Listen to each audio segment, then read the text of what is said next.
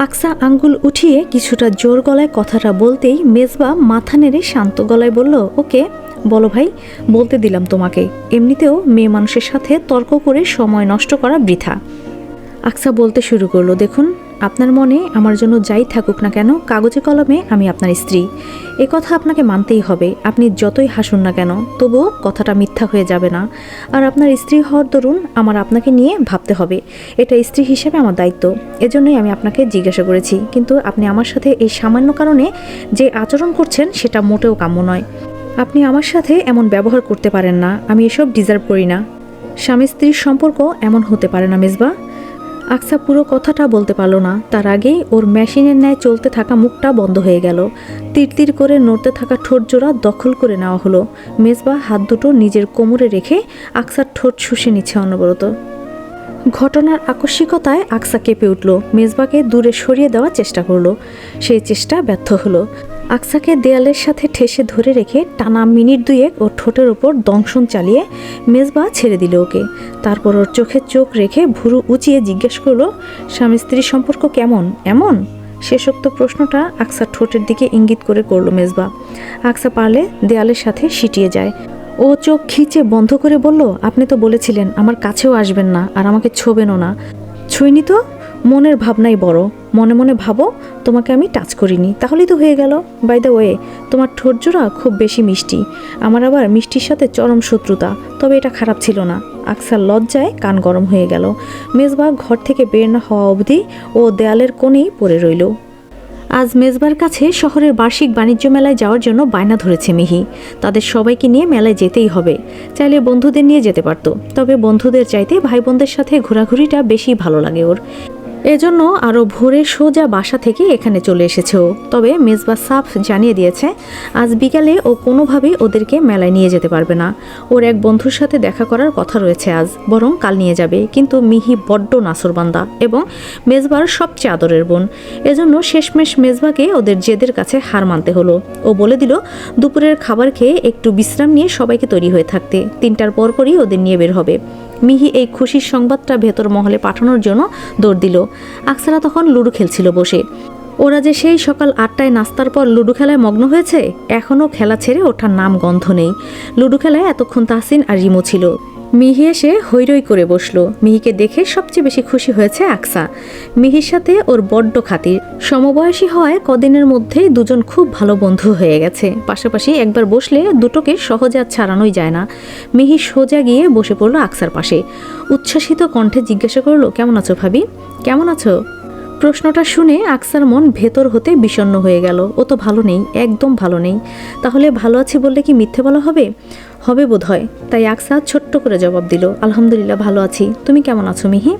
আমি তো বিন্দাস আছি ভাবি। তবে তোমাদের খুব মিস করেছি জানো, 2টো দিন। অথচ মনে হচ্ছিল কত বছর জানি তোমাদের থেকে দূরে আছি। তাই চলে এলাম আবার।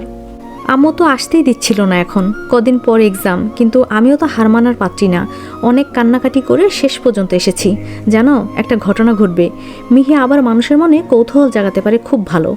সামান্য কথাকেও এমন নাটকীয়ভাবে বলে যে মানুষ ভাবনায় পড়ে যায়। রিমু কৌতূহলী হয়ে প্রশ্ন করলো, কি ঘটনা মিহি আপু? গেস কর। তাহসিন চিপস মুখে পুড়তে পুড়তে চশমাটা ঠিক করে গা ছাড়া ভাব নিয়ে বলল, গেস করতে পারছি না, তুমি বলে দাও। আজকে আমরা সবাই মেলায় যাব। মেলায় যাওয়ার কথা শুনে সবাই খুশি হয়। সারাদিন বাসার মধ্যে থাকতে একদম দম বন্ধ লাগে। আকসা সচরাচর এভাবে কটা দিন একটানা ঘরবন্দি হয়ে থাকার মেয়ে না। নেহাতি শ্বশুরবাড়ি বলে।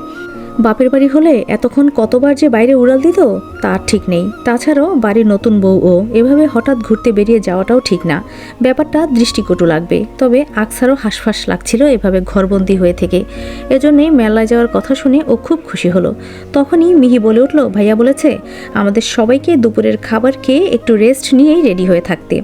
আকসা তৎক্ষণাৎ ভুরু কুঁচকে প্রশ্ন করলো, ভাইয়া বলেছে মানে? ভাইয়া বলেছে মানে ভাইয়া বলেছে? তোমাদের ভাইয়া কেন রেডি হতে বলেছে? তো যে আমাদের মেলায় নিয়ে যাবে সে বলবে না? আকসার মাথায় যেন আকাশ সম ভারী কোনো বস্তু ভেঙে পড়ল। যেই লোকের থেকে দূরত্ব বজায় রাখতে চাচ্ছে, যেই লোকও তাকে সম্পূর্ণভাবে তুচ্ছ-তাচ্ছিল্য করে এড়িয়ে যাচ্ছে, আবারও তারই মুখোমুখি। মেজবা নিশ্চয়ই চায় না যে আকসা ওদের সাথে মেলায় যাক। তাহলে আকসা কি করবে? যাবে না। কথাটা মাথায় আসতেই আকসা চটপট উঠে বলল, আমি যাব না। মিহি ভুরু কুচকে প্রশ্ন করলো, তুমি যাবে না মানে? আমি যাব না মানে যাব না, আসলে আমার যেতে ইচ্ছে করছে না। কথাটা বলেই আকসা এমন একটা ভাব করলো যেন ওর যাওয়ার কোনো ইচ্ছেই নেই, কিন্তু মিহি তা মানল না। ও পারলে এক প্রকার ধরে বেঁধে বলল, তা তো হচ্ছে না ভাবি, তোমাকে যেতেই হবে। তুমি তো আমাদের সাথে ঘোরোনি এর আগে কখনো, ঘুরে দেখো, অনেক মজা হবে, আমরা অনেক আনন্দ করি, তোমার একটুও বোরিং লাগবে না, প্লিজ চলো না। মিহি বারবার করে অনুরোধ করতে লাগলো, এমন করুণভাবে বলল যে আকসা আর ওকে বারণ করতে পারলো না। তবে ও মনে মনে উপায় খুঁজতে লাগলো, কোনোভাবে নিজের মেলায় যাওয়া আটকানো যায় কিনা। দুপুরে খাওয়ার টেবিলে আজ মেজবা সবার আগে বসেছে। মূলত ঈশা বেগম ওকে বসতে বলেছেন। মেজবার একটু বাইরে যেতে হবে ৮ ঘন্টা খানেকের জন্য, সেখান থেকে ফিরে আবার ছোট ভাই বোনদের মেলায় নিয়ে যেতে হবে। ওর তারা অনেক, না খেয়েই বের হয়ে যাচ্ছিল। ঈশা বেগম তো ছেলেকে না খাইয়ে বাইরে বের হতে দিতে নারাজ। ছেলে না খেয়ে মুখ শুকনো করে থাকবে, এটা তিনি কোনোভাবেই মেনে নেবেন না। একমাত্র ছেলে তার, সেই ছেলের দিকেই সবটুকু খেয়াল। মেজবা অবশ্য বারবার করে বলেছিল বাইরে থেকে চা কফি কিছু একটা খেয়ে কাটিয়ে নেবে, কিন্তু ঈশা বেগম শোনেননি। তার দৃঢ় বিশ্বাস বাইরে বের হলে তার ছেলে আর খাওয়ার দিকটা খেয়ালই থাকবে না। আর চা কফিতে পেটও ভরে না। দুপুর 1:30 বাজে, তরকারি তখনও চুলার ওপরে। দুটো পদ শেষ হতে এখনও বাকি, আরও ৮ ঘন্টা খানিকের মতো সময় লাগবে। এই বাড়িতে সবগুলো পদের রান্না শেষ হলে তবেই সবাইকে খেতে ডাকা হয়। তবে মেজবার তাড়া থাকায় ওকে টেবিলে বসিয়ে ঈশা বেগম তড়িঘড়ি করে রান্নাঘরে গিয়েছেন খাবার উঠিয়ে আনতে। আকসা তখন ওদের ঘরের দরজার সামনে এসে দাঁড়িয়েছে। এখান থেকে দক্ষিণ দিকে উকি দিলে বারান্দার পর ড্রয়িং রুম দেখা যায়। আকসার আজ হঠাৎই বড্ড বেশি খিদে পেয়েছে। টোস্ট বিস্কুট ঘরে রাখা আছে, তবে ওসব কিছুই খেতে ইচ্ছে করছে না ওর। ও আবার খিদে সহ্য করতে পারে না, এটা আসলে জেনেটিক্যাল পাওয়া। ওর আব্বুও খিদে সহ্য করতে পারতেন না, মেয়েও হয়েছে তেমনই। আকসা চেষ্টা করলো নিজেকে আটকানোর, তবে শেষ পর্যন্ত পারল না। একবার ভাবলো মিহিকে ডেকে ওকে পাঠাবে রান্নাঘরে, কিন্তু মিহিরা ছাদে গিয়েছিল বলে ও আর ডাকতে যায়নি। ওর এখন এতটাই বেশি খিদে পেয়েছে যে ছাদে যাওয়ার জন্য সিঁড়ি বেয়ে ওঠার শক্তিটুকুও নেই। ও শেষ পর্যন্ত ধীর পা ঠেলে রান্নাঘরে গেল। ফাতিমা খাতুন সালাদের জন্য শসা, গাজর আর টমেটো কাটছিলেন, আর ঈশা বেগম তরকারি তুলছিলেন পাত্রে। হঠাৎ রান্নাঘরের দরজায় চোখ পড়তেই দেখলেন আকসা দাঁড়িয়ে আছে সেখানে, মুখটা শুকনো ওর। ওকে দাঁড়িয়ে থাকতে দেখে ঈশা বেগম এগিয়ে গিয়ে জিজ্ঞেস করলেন, কি হয়েছে মা, কিছু লাগবে? খিদে পেয়েছে আম্মু, আকসা ক্ষীণ স্বরে কথাটা বলল। ঈশা বেগম শোনা মাত্রই তড়িঘড়ি করে বললেন, আরে মা, তোমার খিদে পেয়েছে আগে বলবে তো। আর আমিও নাকি, বাড়ির নতুন বউয়ের কি দরকার না দরকার তা কাজের চক্করে একদম ভুলে গিয়েছিলাম। রাগ করো না মা, চলো ডাইনিংয়ে চলো, তোমাকে খেতে দিচ্ছি এক্ষুনি। আহারে, মেয়ের মুখটা একেবারে শুকিয়ে গেছে। রান্নাঘরের পেছনের দিকে ডাইনিং রুম। আকসার ডাইনিংয়ে যেতেই পা থমকে গেল ওর। মেজবার টেবিলে বসে ফোন চালাচ্ছে। এ সময় তো ওর টেবিলে থাকার কথা নয়। এই কয়দিনে খাওয়ার সময় একবারও মুখোমুখি হয়নি ওরা, অবশ্য না হওয়ারই কথা। দুজনের খাওয়ার সময়কাল ভিন্ন ছিল কটা দিন। এমনকি আকসাকে দেখে মেজবার ডাইনিংয়ে আসতোই না। শাশুড়ির কথায় আকসা ধীর পায়ে এগিয়ে গিয়ে মেজবার সামনের চেয়ারে গিয়ে বসলো। ঈশা বেগম তখন আকসাকে বললেন, এ কি মা, ওখানে কেন বসেছো? আমার ছেলের পাশে এসে বসো। কথাটা শুনে আকসা ইতস্তত করে মেজবার দিকে তাকালো। মেজবারও ওর দিকে কোনো মনোযোগী নেই, ও ফোন স্ক্রল করতে ভীষণ মনোযোগী। ঈশা বেগম আকসাকে চুপ করে থাকতে দেখে পুনরায় কিছু বলতে যাবেন, তার আগেই মেজবা বলে উঠল, মামুনি দ্রুত করো, আমার লেট হয়ে যাচ্ছে। ঈশা বেগম তাড়াহুড়ায় আর কিছু বলার সুযোগ পেলেন না, দ্রুত মেজবাকে খাবার বেড়ে দিলেন। এরপর আকসার প্লেটে খাবার তুলে দিয়ে রান্নাঘরে দৌড়ালেন তরকারি তুলতে। আকসা এক লোকমা খাবার মুখে তুলেছে কম করে হলেও 5 মিনিট সময় লাগিয়ে। এদিকে মেজবা খুব তাড়াহুড়ো করে খাচ্ছে।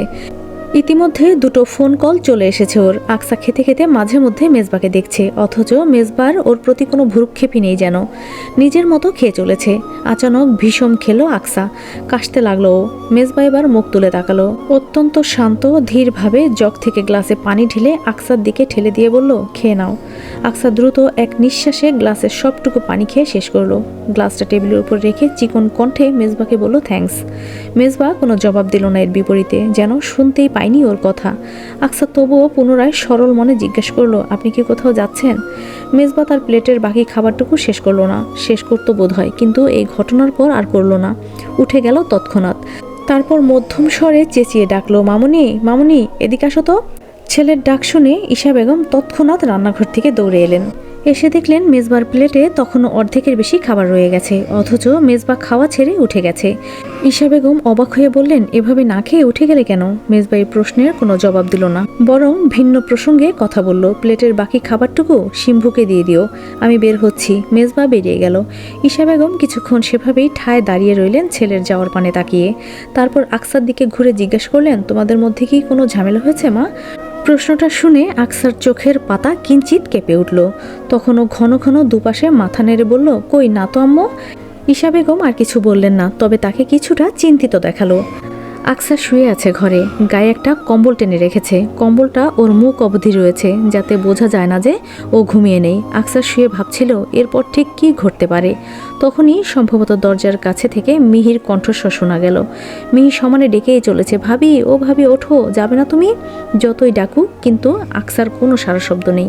ও মরার মতো পড়ে আছে। শেষমেশ মিহি এগিয়ে আসলো, এসে আলতোভাবে আকসার কাঁধে ধাক্কা দিতে দিতে বলল, ভাবি তুমি কি ঘুমিয়ে গেছো? এভাবে কতক্ষণ আর পারা যায়। আকসা এবার বন্ধ করে রাখা চোখ দুটো খুলে সরু গলায় বলল, শরীরটা ভালো লাগছে না একদম। কি হয়েছে? মনে হচ্ছে জ্বর আসবে। উঠে ওষুধ খেয়ে নাও, মামিকে ডেকে দিচ্ছি। মিহি কথাটা বলে উঠতেই আকসা ওর হাত ধরে ফেললো, বলল, না না থাক, তাদেরকে আর ডাকতে হবে না, আমি ঠিক হয়ে যাব। না তা কী করে হয়? তুমি অসুস্থ, সেটা সবাইকে জানাবো না? আকসা পড়েছে মহা মুসিবতে, মিহি ছাড়বে না বলে মনে হচ্ছে না। তাই আকসা উঠে বসে কম্বল সরিয়ে মুচকি হেসে বলল, এই তো আমার তেমন কিছুই হয়নি, দেখো একদম সুস্থ আছি। শুধু একটু জ্বর জ্বর ভাব ছিল কিছুক্ষণ আগে, এখন আর নেই। তাহলে আমাদের সাথে ঘুরতে চলো, ঘোরাফেরা করলে তোমার শরীর চাঙ্গা হয়ে যাবে, দেখো। আকসা নিশ্চুপ হয়ে রইল। ওকে চুপ থাকতে দেখে মিহি আন্দোলিত স্বরে বলে উঠল, আর কিন্তু না শুনবো না ভাবি, প্লিজ চলো না। আকসা আর না করতে পারলো না। শেষমেশ বাধ্য হয়ে ও তৈরি হয়ে নিল। একটা মেরুন রঙের ফুল স্লিভ গোল ফ্রক পরে নিল। মুখে কোনো প্রসাধনী দিল না, শুধু ঠোঁটে হালকা লিপ গ্লোজ। চোখে কাজল দিতে গিয়েও দেয়নি। চুল বেনি করে মাথায় ওড়না টেনে নিয়ে গত মাসে আড়ং থেকে কেনা নতুন পার্স ব্যাগটা হাতে নিয়ে বেরিয়ে গেল দ্রুত। বাইরে থেকে তাড়া দেওয়া হচ্ছিল, কেউ আর সময় নষ্ট করলো না।